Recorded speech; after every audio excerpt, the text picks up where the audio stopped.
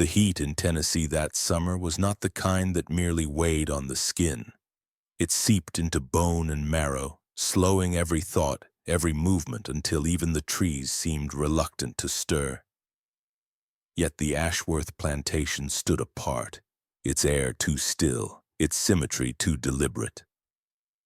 The orchards formed unnatural rows, each tree spaced with mathematical precision, as if the land itself had been measured in whispers rather than acres. Travelers who passed the long drive would speak later of how not a leaf seemed out of place, how the cicadas went quiet at its boundary. The silence there was not peace, it was expectation. Those who entered often described the strange relief of leaving, though they could never say why. Elijah and Nathaniel Ashworth greeted callers from the wide front steps, their linen suits spotless despite the dust that clung to every other man in the county. They smiled with a stillness that made strangers want to look away, though few dared. The brothers were practiced in charm, in compliments too exact to be casual, as if each word was selected for a purpose hidden to all but them. To meet their eyes was to feel studied. Their gaze lingered in a way that suggested they already knew where you would sit, what you would drink, how long you would stay, and perhaps how you would leave. Inside, the air was heavy with the scent of polished wood and something sweeter, unfamiliar that clung to the throat. Servants moved soundlessly, their steps trained to match the rhythm of a metronome the visitor could not hear. Some had the glassy look of people who had long ago learned that questions did not lead to answers, only consequences. The summer of 1846 brought a particular restlessness to the town. The orphan train from St. Louis was due, carrying children whose parents had been lost to disease, river accidents, or poverty too deep to fight. The train was a moving ledger of human loss, and when its arrival was announced, most households spoke in hushed tones about which children might be taken in. The Ashworth brothers made no such conversation in public, but they were waiting when the car doors opened. They selected with the casual authority of men choosing tools, their attention drawn not to the healthy or strong, but to those quiet enough to be overlooked. 2 girls and a boy, none older than 12, were escorted away under the July sun. The others watched them go, though the memory of their faces would blur in the minds of witnesses before the week was out. In the days that followed, the plantation seemed even quieter. The windows of the east wing were shuttered and no one saw the children again. Inside, Elijah and Nathaniel moved with the deliberation of men preparing for a ceremony rather than a crime. They had spoken for years about refinement, about how chaos in the human spirit could be shaped into something orderly if one only had the patience. In their private ledger, each life was an experiment. The children were kept in separate rooms at first, each stripped of any sense of time. Meals came without pattern, lamps were lit and extinguished at unnatural hours. And the constant sound of a low, distant hum filled their walls. It was not music, nor any mechanical device a person could name. It was a note designed to unsettle, vibrating in the skull until even dreams felt corrupted. By the 3rd night, the ritual began. In the orchard, beneath a canopy of perfect symmetry, the brothers led the children to a cleared circle of ground, where the soil was a deeper shade than the rest. Nathaniel explained that the heat would cleanse them, though the words were meant for Elijah as much as the captives. Each child was bound at the ankles and wrists, the ropes wrapped not to restrain sudden violence but to control posture, keeping their spines unnaturally straight. In the center of the circle stood a tall copper basin filled with water so still it looked solid. Elijah poured into it a small pouch of ground root, its scent both sweet and metallic. The children were made to drink in turn, the taste numbing their tongues before their throats began to close in a slow, measured constriction. The brothers did not watch in cruelty's frenzy. They observed like surgeons, noting each stage of the body's resistance. When one of the girls collapsed too early, Elijah tilted her head back, forcing more liquid past her lips. He whispered something that made Nathaniel smile, and in that moment their expressions were almost tender. The method was not meant for spectacle. It was meant to break something deep inside before death came. The boy resisted longest, his eyes fixed on the horizon as though he might still run. Nathaniel stepped behind him, placing one cool hand on the boy's neck while the other guided his head forward until it was aligned perfectly with the orchard rose. In that forced symmetry, the boy's body gave in, his breathing slowing until it matched the rhythm of the unseen metronome. Only when the brothers were satisfied did they cut the ropes. The bodies were left in the circle overnight, faces turned toward the copper basin, lips frozen in the slack half-smiles of people too far gone to care. By dawn, the servants had carried them away, their expressions unchanged. The circle was covered over with fresh soil, new saplings planted in perfect alignment. The hum within the house stopped for the day. The Ashworth brothers stood on the porch, watching the heat rise from the drive, their smiles unchanged. Somewhere in town, people would remark on how the brothers always seemed so generous, so dependable even in such oppressive weather. And so the house remained still and perfect, waiting for whatever it had decided would come next. Beneath the east wing of the Ashworth plantation there was a chamber no guest had ever seen. It lay beyond a narrow stairwell lined with stone that seemed too cold for the Tennessee summer, a place where air never shifted and the world above could not be heard. This was the room without shadows. Here light did not behave as it should. There were no windows, no lanterns hung from beams, only candles placed at precise intervals, their flames reflected and multiplied by tall copper plates mounted at deliberate angles. The plates threw the light evenly across every surface, removing all depth and contour. The effect was disorienting. Without shadow, a man could not tell where one plane ended and another began. Even one's own body looked wrong, floating in a uniform glow that seemed to erase edges and features. The Ashworth brothers had designed it this way, not for beauty but for control. At the center of the room stood a line of high-backed wooden chairs, each carved with the same severe design. Tall spindles, straight arms, a seat just narrow enough to force the occupant's knees close together. Into these chairs, prisoners were placed with the care of someone positioning fragile objects. Their arms were drawn to the rests, their ankles to the chair legs, and thin silver wire was wound around each joint. The wire was not for restraint in the usual sense. It cut nothing. Instead, it served to lock the body in perfect posture, holding spines straight and shoulders squared. Over hours, the posture became agony. The body's own weight pulled against the rigid lines, tearing at muscle fibers until each breath became a tremor.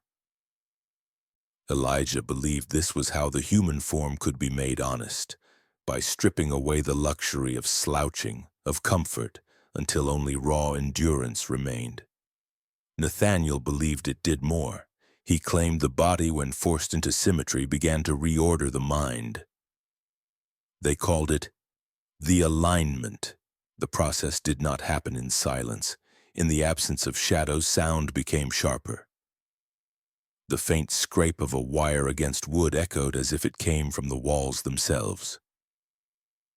The low hum from the orchard circle above seemed to seep into the copper plates, vibrating faintly so that even stillness carried weight.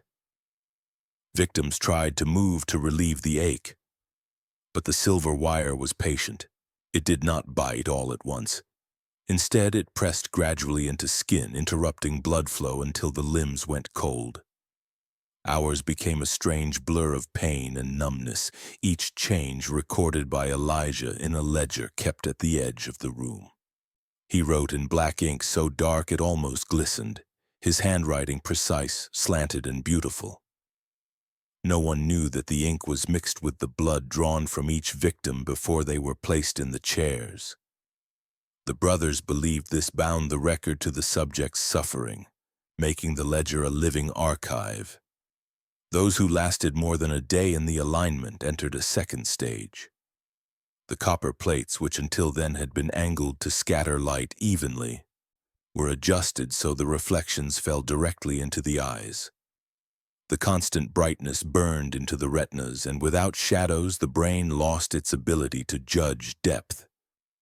Victims began to misjudge distance, reaching for things they thought were near, flinching at movements that were only reflections of their own trembling.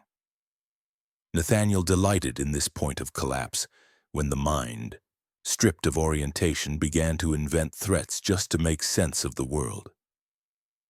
Sometimes he would speak softly from a corner, knowing his voice would bounce off the plates in unpredictable ways, making the prisoner turn in confusion, unable to locate him. The deaths were slow and deliberate. There was no single moment when life ended, no violent strike. Instead, it was the methodical erosion of will. Muscles failed from constant tension, organs suffered from restricted circulation, and the constant light and sound worked their way into thought until the victim no longer remembered their own name. Elijah noted the exact hour a prisoner stopped resisting, marking it in the ledger as if it were a time of birth rather than death. When a subject's head finally drooped forward despite the wire, the brothers would remove them with quiet efficiency, laying the body on a narrow cot beside the wall. They were never rushed. Each body was washed in water mixed with the same root used in the orchard ritual, then wrapped in a linen sheet before being taken above ground. The chairs were cleaned, the wire polished, the copper plates re-angled for the next arrival. For the brothers, the alignment was not cruelty, it was refinement. They spoke to one another about balance, about how posture and stillness could strip away the lies people told themselves. In their eyes, death was not the failure of the process, but its completion. Each victim was another proof, another demonstration that order could be imposed until life itself conformed. Above, the plantation went on as before. Guests complimented the orchard rows, the clean porches, the quiet efficiency of the staff. No one noticed the faint coppery scent that seemed to cling to the brothers' clothes or the way their smiles never faltered, as if they themselves had been through the alignment and emerged perfectly composed. The ledger grew thicker, its pages heavy with the weight of names no one outside that room would ever hear again. The dining hall of the Ashworth plantation glowed under the steady light of crystal chandeliers, the heat of the summer night softened by tall windows thrown open to the motionless air. On this evening, the table was dressed in perfection, linen white as bone, silverware aligned with geometric precision, wine glasses shining like trapped drops of blood. The guests were men and women of influence, some from as far as New Orleans, others bearing the titles and connections of Europe.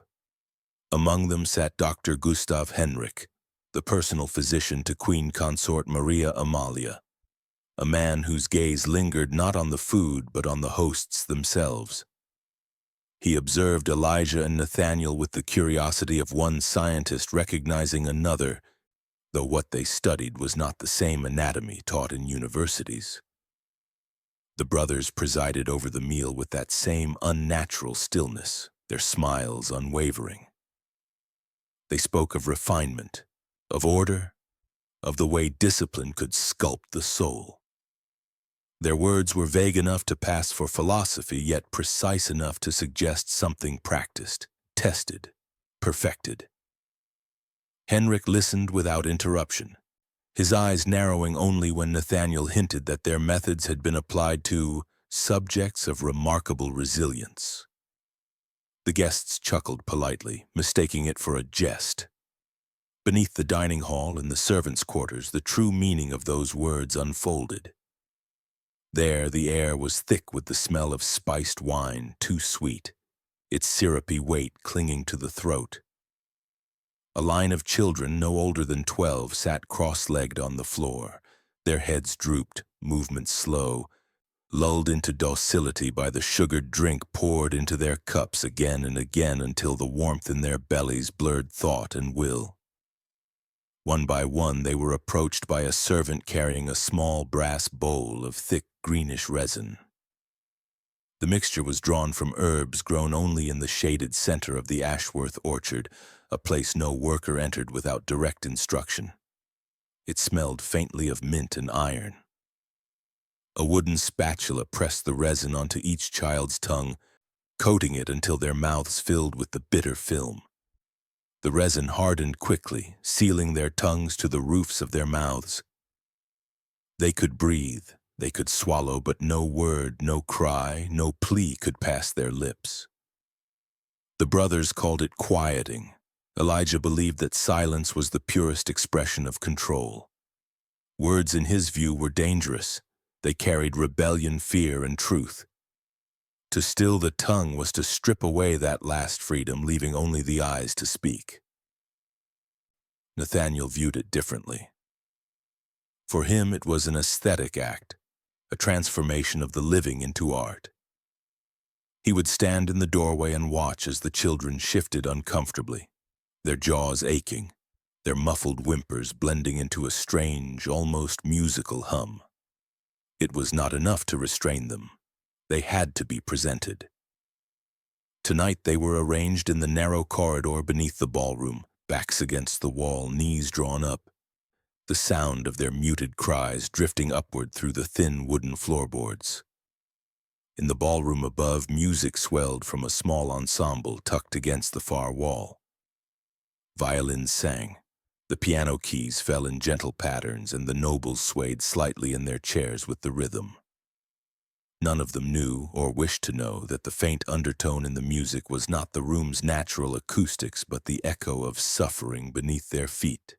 The brothers had measured the placement of every instrument and every chair so that the vibration of the children's voices would rise through the floorboards at specific points in each song, blending seamlessly with the notes above. For Elijah, this was a private triumph. The guests would leave believing they had heard an unusually rich harmony, never realizing the human cost woven into the sound. Henrik, however, seemed to sense something. His gaze followed the floor as if he could hear what others dismissed as the shifting of wood in the summer heat. When Elijah's eyes met his across the table, there was a shared understanding. This man knew cruelty not as rumor but as craft. Later, as dessert was served, Henrik leaned forward, his voice low enough for only the brothers to hear, speaking of certain procedures used in royal wards, where silence could mean the difference between obedience and unrest. Nathaniel's smile deepened, though he said nothing. Below, the resin did its work. Hours would pass before it softened enough for the children's tongues to move again, by which time the rawness in their mouths would make speech painful for days. This was by design. The brothers saw each lingering ache as an extension of the night's performance, a reminder carried in the body long after the music faded.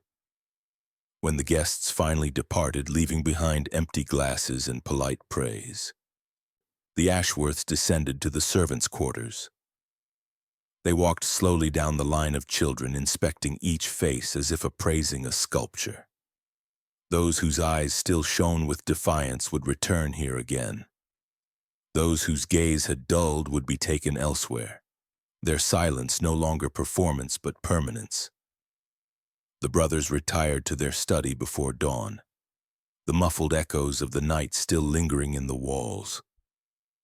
In the ledger on Elijah's desk, a new page was marked with the date, the number of subjects, and a final note written in ink as dark as dried blood.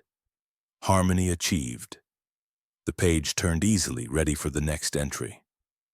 The gardens of the Ashworth plantation were spoken of in the same way people spoke of fine porcelain, admired for their beauty but never touched without permission. They stretched in careful symmetry from the eastern porch, each hedge trimmed to identical height, each path winding at a measured curve that could be mapped with geometric precision. The gravel was pale and clean, so uniform that a single misplaced stone would have looked like a stain. Yet there was something unnatural in the way it shifted beneath a footstep. It did not crunch as gravel should, it creaked, producing a sound too soft to be wood, too sharp to be stone.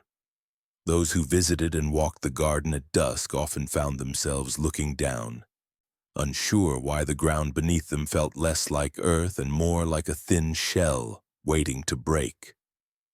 Beneath those paths lay the brothers' newest design, rows of shallow wooden boxes, each just wide enough to hold a person, each fitted with a thin reed tube that pierced the surface above.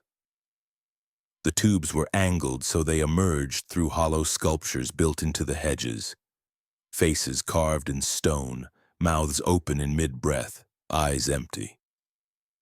To anyone strolling the gardens, they were merely decoration. But for the Ashworth brothers, they were conduits.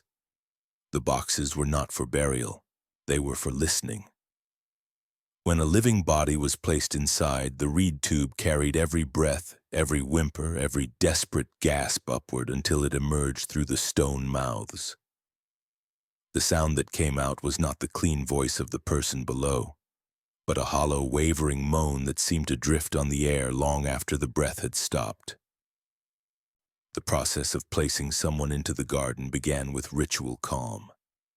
Victims were led along the hedgerows under the warm sun, often believing they were being released or transferred.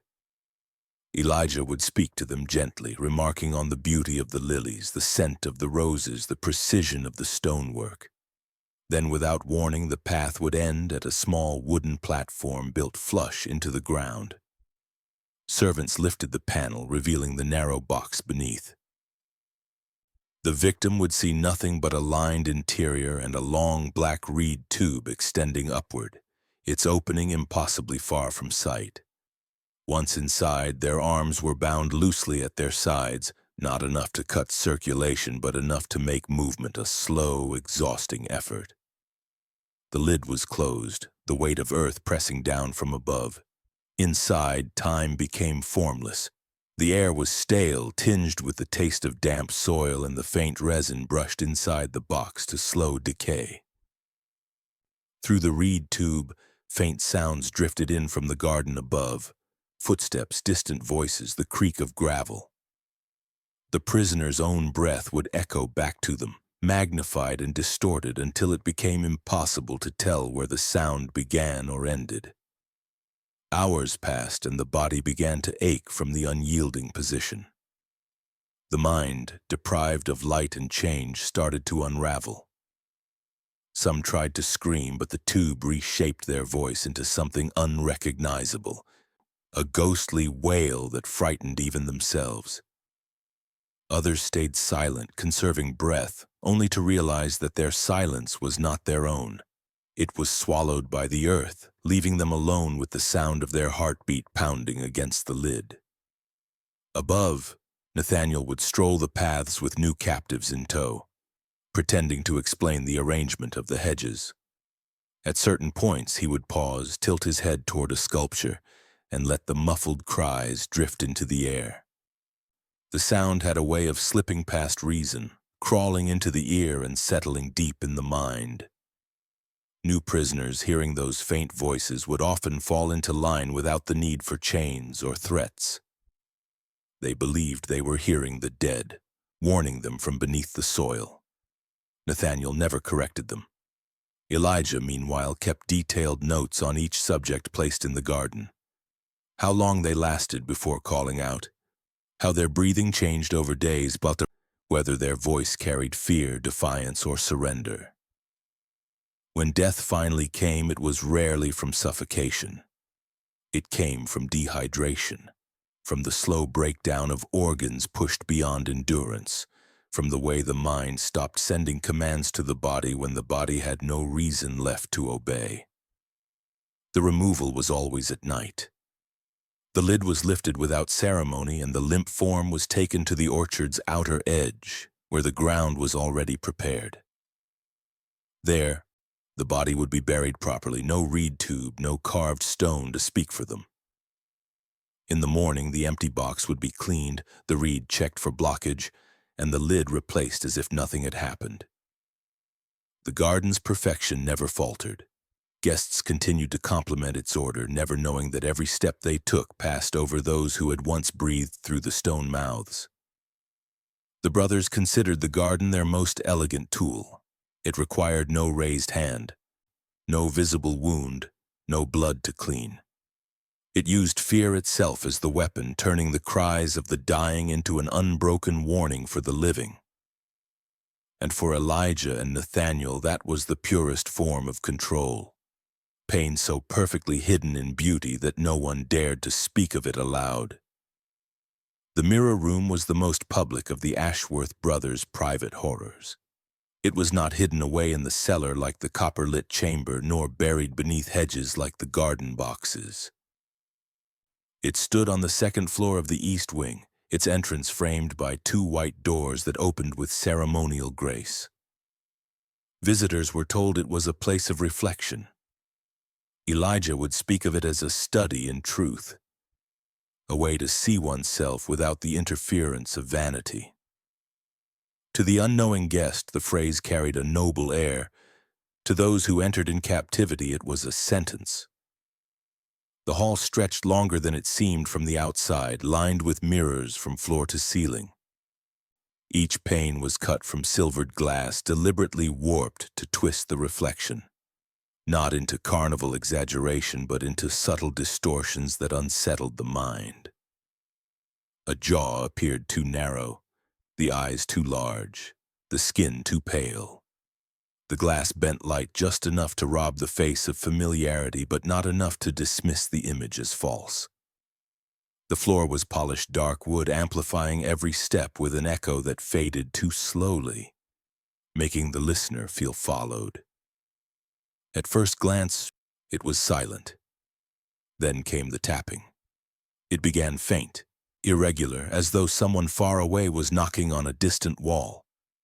The sound seemed to drift along the glass, moving from one mirror to the next. Prisoners were told to stand before their own image and hold the gaze. Elijah insisted this was necessary for alignment of conviction, a phrase no one understood until the hours began to pass. The posture demanded was punishing. Heels together, hands at sides, chin level.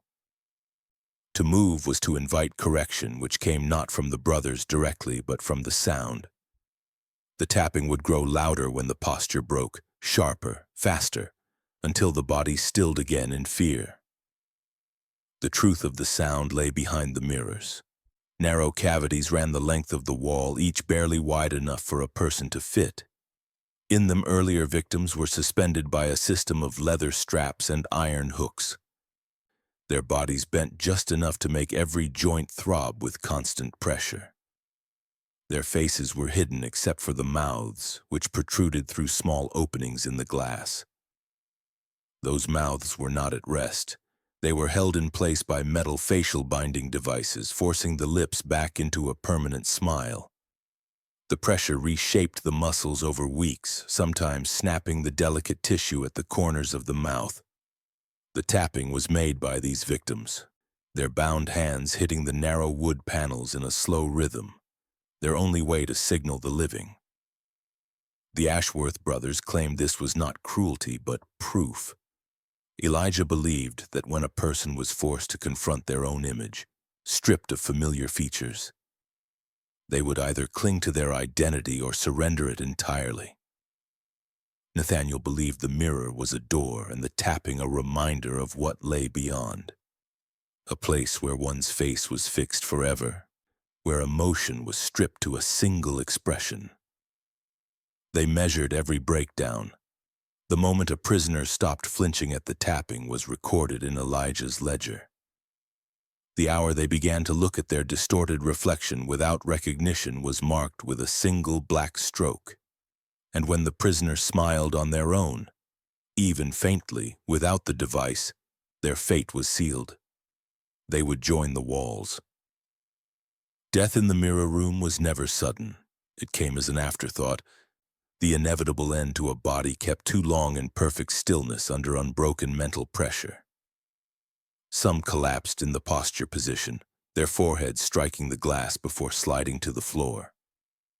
Others were taken into the cavities while still breathing, their final hours spent pressed against the cold silver, hearing the tapping of those they were about to join.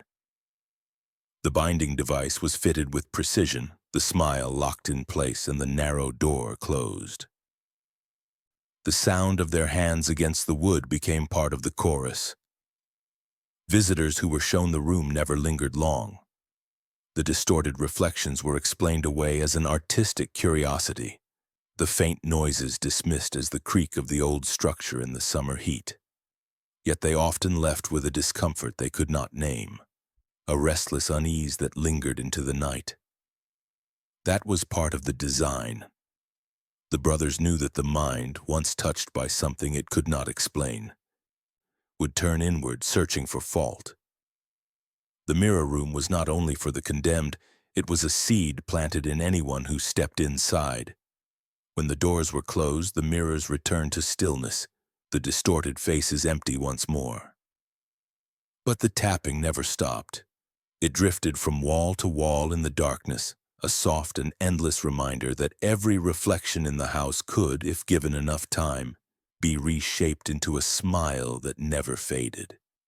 And somewhere in his ledger, Elijah would note the day's results, already thinking of the next subject who would stand before the glass and watch themselves disappear. The night Dr. Gustav Henrik chose to remain at the Ashworth plantation was heavy with a summer stillness that seemed to press the air flat against the earth. The guests had long since departed, leaving the hall quiet but for the faint settling of timber in the walls.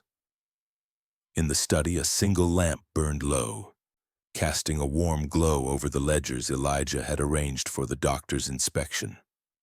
Their pages were not filled with medical charts or notes of illness, but with entries that read more like a liturgy: dates, names, measured durations, and an account of the body's final minutes written in the same meticulous hand. The language was calm, almost reverent, as if each death were a sacred act rather than an end. Henrik did not ask questions. His interest was the kind of quiet that belongs to men who have already accepted the moral cost of knowledge. It was near midnight when Elijah led him down to the chamber prepared for the evening's work. The air grew cooler with each step, carrying the faint trace of something floral, layered with the heavier scent of burning oil. In the center of the room stood a narrow iron-framed chair, where a prisoner sat slumped, their wrists bound to the arms, head drooping forward in exhausted surrender. Breath still came in shallow pulls, though each one seemed reluctant to leave the body. Beside the chair rested a brass device, part bellows, part funnel, fitted with a cloth-wrapped mouthpiece. Elijah lifted the device with the ease of someone who had used it countless times. The ritual, he explained to Henrik, was not about prolonging life, but about capturing what remained of it.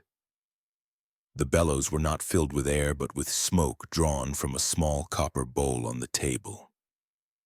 In the bowl, petals of white gardenia floated on a dark resin, their edges curling in the low heat until the room was filled with their perfume. Elijah placed the mouthpiece between the prisoner's lips and began to work the bellows in slow, steady compressions. With each push, the smoke forced its way deep into the lungs, swelling them until the body strained against its bonds.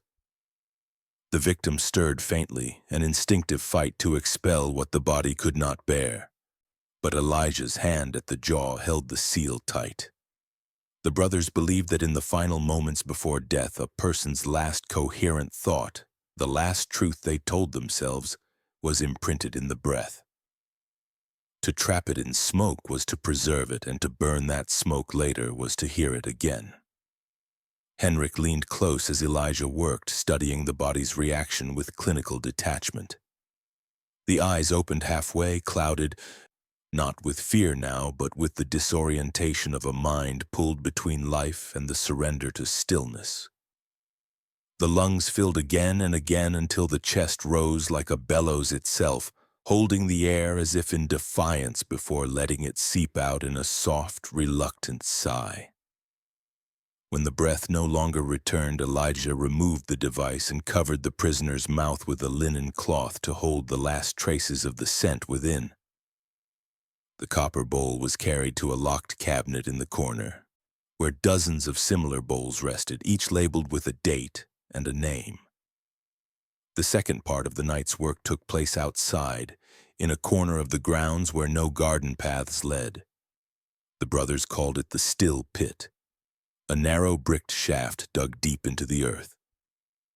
At the bottom was nothing but darkness, yet its design was such that even the smallest sound echoed upward, transformed into something strange. A laugh, a sigh, a groan, each came back distorted, so stretched into tones that did not belong to the living. Nathaniel believed the pit allowed the dying to speak one last time, and for the living to hear not the words but the shape of their leaving.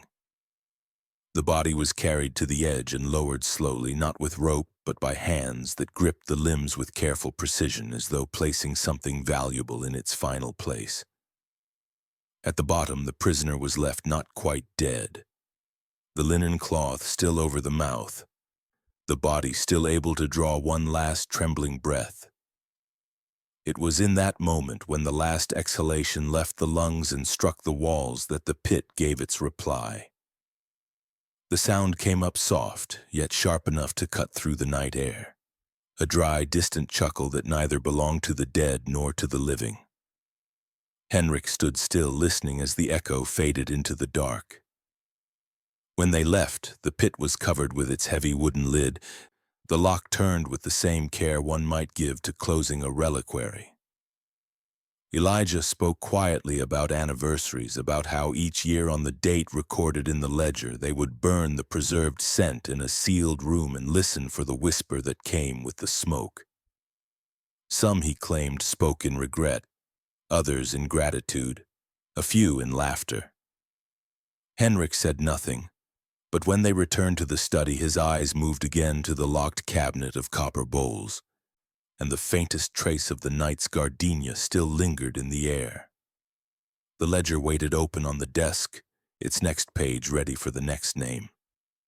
By the late summer of 1846, whispers had begun to drift into Nashville about the Ashworth plantation. The stories were inconsistent, yet each carried the same hollow note. People went there and did not return. Families sent letters to the governor's office, their words frantic but vague, speaking of sons who vanished after a day's work, of daughters hired as housemaids who never came home. The reports reached Governor James C. Jones in a stack no thicker than a hand, yet heavy enough to make him hesitate. But hesitation was all it became. The plantation's influence ran deep. Its wealth underwrote the campaigns of men who whispered in the governor's ear, and its donations fed the very courts meant to weigh its guilt. He listened, nodded, and set the papers aside. The machine of silence began to turn, oiling itself with gold and deference. Those who might have testified were in no state to do so. A handful of survivors staggered back into the world, but they were not whole. Some bore disfigurement so severe they could not be seen without unease. Others carried wounds that existed only in the mind, their speech broken into fragments, their gaze darting at shadows no one else could see. Among them was a woman who had been subjected to what the Ashworths called a smiling trial, a form of correction so exact in its cruelty that it had become one of their private markers of mastery. She had been fitted with a rigid metal brace that forced her jaw wide open, the corners of her mouth hooked and drawn back until the muscles tore. She had been kept that way for days, until smiling was no longer a movement, but a permanent state. Now she wandered the edges of small towns at night, shrouded in a faded shawl that hid her face only until she turned into the light. She did not speak. Not because she could not, but because sound no longer belonged to her. Instead, she carried a small piece of charcoal in one hand, marking the wall she passed with black circles, each one drawn in a deliberate, almost ritualistic motion. The townsfolk whispered that the circles were a warning, though no one could say how they knew. To some, they were a sign to turn back. To others, they were a reminder that danger did not always roar. Sometimes it smiled. Children learned to avoid the walls where the circles appeared, yet adults found themselves glancing at them as they walked by, as if expecting to hear something from the darkness beyond. The Ashworth brothers, aware of these rumors, showed no concern. If anything, they seemed to flourish beneath the cloud of suspicion. Within days of the latest disappearance, they hosted a charity luncheon on the lawn of the plantation. The tables were long and dressed in fresh linen, the silverware gleaming, the air filled with the scent of roasted meats and sugared pastries. Gentlemen of standing and their wives came from counties away to attend, greeting the brothers with handshakes and polite laughter. The brothers accepted their praise with practiced modesty, bowing their heads slightly at mentions of their generosity. There was no mention of the missing, no whisper of the survivors, no acknowledgement of the black circles appearing in the nearby towns. The cruelty of their work was not diminished by this public kindness, it was sharpened by it. For the brothers, the luncheon was not a distraction from their rituals, but a part of them. It was proof of their reach, their ability to manipulate not just the body but the collective mind of the community. In the quiet after the guests had gone, the tables were cleared, and the lawn returned to stillness. Somewhere beyond the hedges, a new subject was being prepared, their fate already written in the brothers' ledgers. The process would be as exact as ever, every movement measured, every moment recorded, another death folded neatly into the rhythm of the estate. The governor, meanwhile, continued to dine with those whose fortunes depended on the plantation's silence. Each missing person became a line in a ledger that never saw the light of court. And in the towns, the woman with the torn smile kept walking, her circles appearing like clockwork, each one an unspoken testimony no jury would ever hear.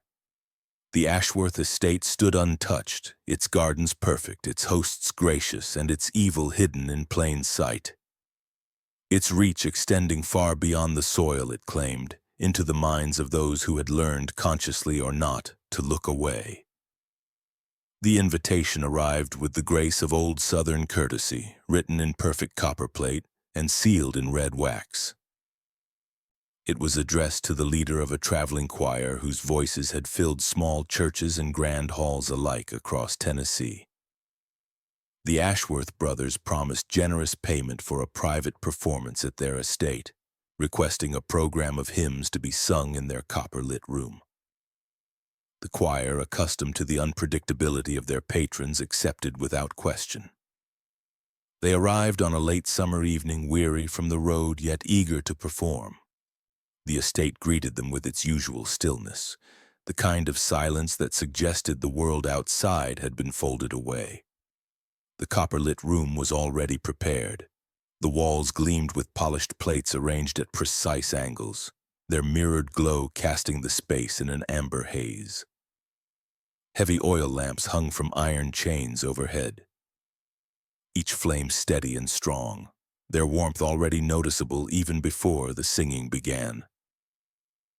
Elijah and Nathaniel welcomed the choir as one might greet honored guests, speaking of how deeply the estate valued the beauty of music, how it could bring order to the restless heart. Servants moved quietly among the singers, handing each one a small metal frame. They were told the frames were necessary for the acoustics, ensuring every note was clear and uniform. The frames were fitted into the mouths, forcing the lips into wide, fixed grins. The metal pressed against the gums and cheeks, making speech impossible. The effect was unsettling. The choir stood in two neat rows, their expressions identical, their voices trapped until released in song. The brothers stood back to admire the symmetry, the perfect stillness of the figures beneath the copper glow. When Elijah gave the signal, the first notes rose pure and bright, bouncing off the plates until they became a shimmering wall of sound. But the performance was never meant for music alone. The oil lamps, positioned with care, burned hotter as the minutes passed. The copper plates behind the singers began to warp, bending imperceptibly at first, then enough to focus the reflected heat into narrow beams. The warmth grew into sharp points of pain, striking the exposed faces of the choir. At first, the singers tried to shift away, but the fixed mouth frames made movement awkward, every step threatening to cut the inside of the mouth. Still they sang. The brothers had chosen hymns of endurance and grace, songs that lingered on long, sustained notes. The sound of them swelled with the heat, the voices rising even as breath became harder to draw. The first to falter was a young tenor. His knees buckled, and he gasped for air that tasted faintly of heated metal. The frame in his mouth clanged against his teeth as he dropped, yet the others sang on. Sweat poured down faces locked in smiles, dripping from chins to stain the collars of their white robes. The heat from the beam seared skin slowly, in thin, invisible lines that spread wider with each passing minute. By the third hymn, the smell in the room had changed, still sweet from the oil lamps, but edged with the scent of something living turning into something else. Nathaniel watched with an artist's eye, noting which voices strained first, which held steady despite the pain. Elijah stood beside him with the ledger open, recording the precise moments each singer's pitch wavered, the time it took before the voice broke entirely. The choir clung to the hymns as if the music itself could save them. But the brothers knew the truth. The performance was not for the living. It was for the silence that would follow, for the way the room would hold the last harmony like a ghost. By the final hymn, more than half had collapsed, their frames still locked in place, their lips frozen in molten curves of agony. Those who remained standing sang in ragged gasps. Each note stretched between pain and duty until neither could be told apart. The heat beams burned without mercy, the copper plates now misshapen and glowing faintly in the lamplight. When the last chord died, there was no applause from the singers, only the sound of bodies falling one by one to the polished floor. The brothers stepped forward together, offering a slow, polite clap that echoed off the copper walls. They moved among the fallen, tilting heads to inspect the final expressions, as if deciding which were worth preserving in memory. The servants began to work in silence, removing the frames, arranging the bodies for removal. The room still smelled of oil and scorched fabric, but to Elijah and Nathaniel it was the scent of a completed composition. As they left, Elijah closed the ledger with a snap, his hand lingering on the cover as if sealing away the night's performance for eternity. The copper-lit room returned to stillness, waiting for the next arrangement. The rains came in early spring, steady at first, then relentless. The river swelled beyond its banks, rolling dark water across the low fields until even the orchards seemed to hold their breath. For days, the Ashworth estate stood against the flood, the higher ground of its gardens and main house untouched, but the far edge of the property gave way. It was there, beyond the last hedges and overgrown willow trees, that the water tore open a part of the land no one had touched in years. The current swept against the wall of an old barn, breaking its locks and pushing the doors ajar just enough for the stench to seep out. The rescuers who came in small boats were locals, men used to the smell of wet earth, rotting wood, and the sharp tang of dead animals after a flood. But this was different. The air carried something sweeter, something cloying that clung to the back of the throat like flowers left too long in stagnant water. They forced the doors wide, and the weak light from the gray sky fell into the room. Inside, the barn was lined with neat rows of figures, each one seated as if for a portrait.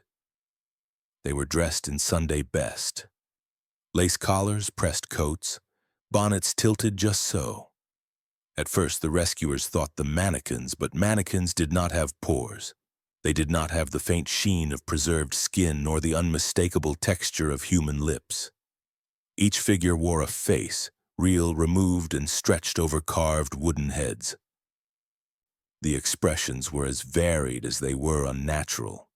Some faces held a gentle peace, the kind seen in a final moment of surrender.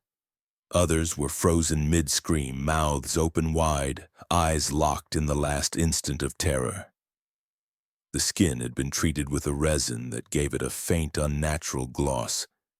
The seams tucked neatly at the hairline and jaw to hide the violence that had made them. It was the work of hands that valued precision over mercy. The rescuers recognized some of them, names they had spoken years ago when the missing were still new enough to matter. Faces from posters now curled and faded in county offices. The realization came slowly, each recognition another weight added to the suffocating air of the barn.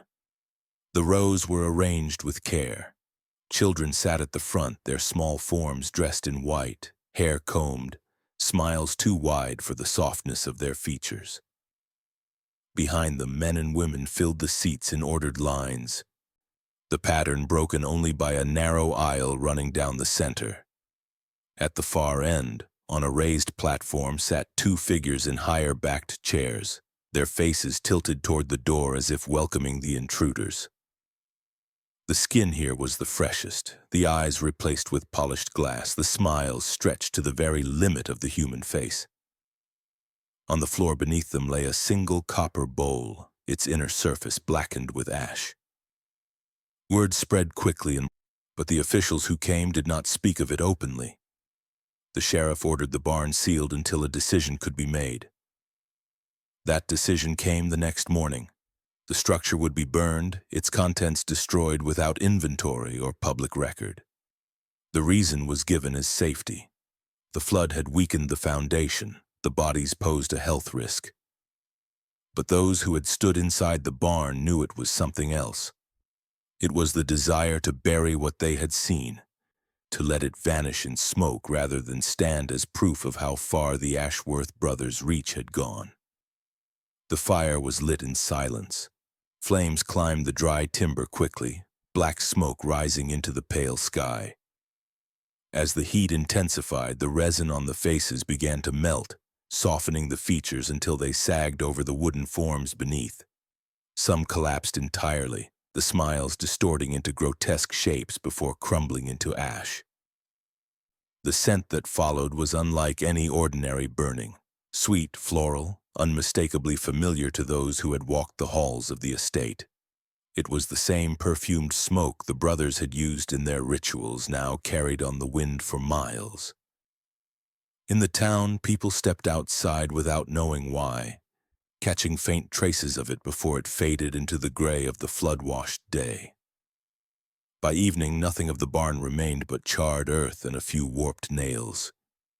The ashes had scattered far, dusting the fields, drifting down into the river, settling on the leaves of the orchard as if the land itself were breathing in what had been done. For those who had seen the faces, sleep would not come easily. The memory of each expression lingered, not just for the horror it carried, but for the care with which it had been made. It was a reminder that the brothers' cruelty had never been an accident of rage. It was crafted, perfected, and preserved like an art meant to outlast the body. And somewhere in the main house, behind the shutters and the still air, the brothers kept their ledgers. The names of the faces burned that day remained inked on those pages, each marked with the date of removal, the method of preservation, the reason the expression had been chosen. To them, the barn's destruction was no loss. The record was still alive, and there were always more faces to be made. In the years that followed, the name Ashworth was spoken less and less in public, though its shadow remained long. Officially, the estate ceased to exist in 1851, the land parceled into neat plots, the grand house dismantled beam by beam.